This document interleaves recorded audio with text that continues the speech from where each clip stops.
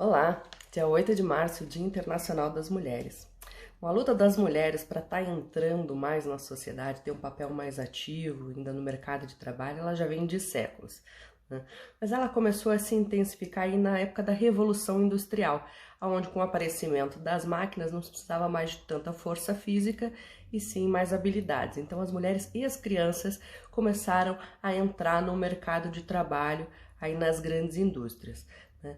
Com o advento da máquina, os salários caíram e o tempo de carga de trabalho aumentaram.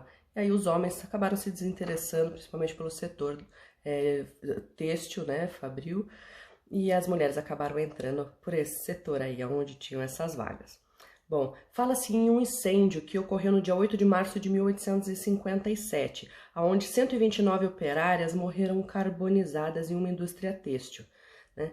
Mas pelo que eu observei ali, essa história talvez não tenha sido bem assim. Mas ocorreu sim um incêndio em 1911, no dia 25 de março, que vitimou 146 pessoas, sendo que 125 delas eram mulheres.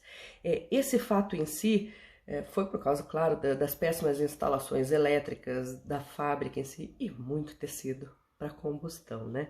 Bom, mas também era comum, naquela época, os donos, os empresários, donos das fábricas, manterem as fábricas trancadas com os trabalhadores dentro durante o período de trabalho, que foi o que ocorreu nesse incêndio. As pessoas estavam trancadas, né? Bom, esse fato foi muito significativo, principalmente para evidenciar a precariedade do trabalho que existia ali num contexto da Revolução Industrial, né? Bom, a primeira proposta de um Dia Internacional da Mulher, ela ocorreu em 1910, né? Foi até antes desse incêndio, né? No segundo Congresso Internacional das Mulheres Socialistas. Foi proposto por Clara Zetkin, mas sem uma data definida, né? Elas buscavam aí os direitos das mulheres no âmbito trabalhista e também os direitos dos votos, no caso das sufragistas. Já no período da Primeira Guerra Mundial, isso em 1914, os governantes convocaram as mulheres para que substituíssem no campo de trabalho os que estão no campo de batalha, né? Daí, em toda a Europa, as mulheres elas começaram a assumir postos que antes não eram liberados para elas, porque os homens estavam na guerra, né? Então, até mesmo trabalhos mais empresariais, elas começaram a tomar esses lugares. Elas também, claro, no âmbito rural, elas dominaram, né? Na parte ali, as indústrias elas foram convertidas para defesa e armamento, então as mulheres foram trabalhar nessas fábricas de armamentos também. Quando a guerra acabou, os governantes do mundo suplicaram para que as mulheres voltassem para os seus trabalhos iniciais, que voltassem para casa. Mas a maioria delas bateu o pé, muitas delas eram viúvas ou com maridos mutilados, elas precisavam trazer o sustento para dentro de casa, né? E assim, elas começaram a ganhar cada vez mais espaço no mercado de trabalho, né? Foi aí que começou uma mudança significativa da mulher no mercado de trabalho.